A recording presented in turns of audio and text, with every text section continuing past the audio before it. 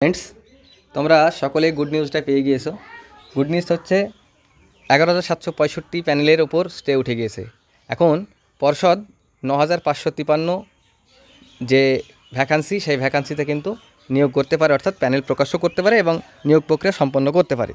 তো আমরা সেটা নিয়ে আলোচনা করব না, আলোচনা করব এটা নিয়ে 2022-এর কী স্ট্যাটাস এবং এই 11,765 যে রিক্রুটমেন্ট, সেখান থেকে যদি 9,553 নিয়োগ করা হয়, তো তার পরবর্তীতে যারা পড়ে থাকবে তাদের কি হবে। হ্যাঁ, আমি আগের ভিডিওগুলোতে বলতাম যে সকলেই কিন্তু চাকরি পাবে। এখনও বলছি 11,765 রিক্রুটমেন্টে যারা অংশগ্রহণ করেছে তারা সকলেই চাকরি পাবে। 2022-এর কথা আমি বলছি না।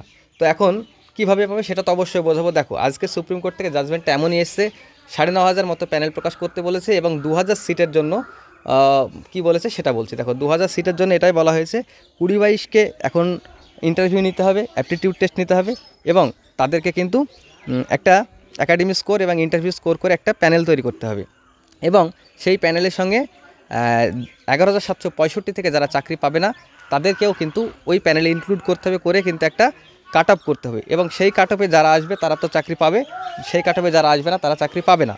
তারপরেও শর্ত আছে। শর্তটা কি? 2022-কে কেসটা জিততে হবে। 2022 যদি হেরে যায় সেক্ষেত্রে কিন্তু 2022 বাদ চলে যাবে। ওই 11,765 রিক্রুটমেন্টে আগে যারা অংশগ্রহণ করেছিল 2022 বাদ দিয়ে তারা সরাসরি কিন্তু নিয়োগ পাবে। তার মানে কি, যারা এখন চাকরি পাচ্ছ না তারা যে চাকরি পাবে না এরকম কোনো হতাশা হওয়ার কোনো জায়গা নেই, এটা তোমাদের কিন্তু আমি বলে দিলাম। তো সেখান থেকে তোমরা নিশ্চিন্তে থাকতে পারো। 2022 হারবে, আমি আগেও বলেছি, এখনও বলছি, ভবিষ্যতেও বলবো, তোমরা মিলিয়ে নেবে, 2022 কিন্তু হারবে। তো আজকের আপডেট এই পর্যন্ত ছিল। পরবর্তী আপডেট পেলে তোমাদেরকে অবশ্যই জানাবো। তো তোমরা কেউ টেনশন করবে না, প্যানেল খুব শীঘ্রই আসছে। যাদের প্যানেল নাম না থাকবে তারাও কোনো রকম টেনশন করবে না। আর খুশিতে তোমরা সবাই আমার চ্যানেলটা অবশ্যই সাবস্ক্রাইব করে দিও। Thank you.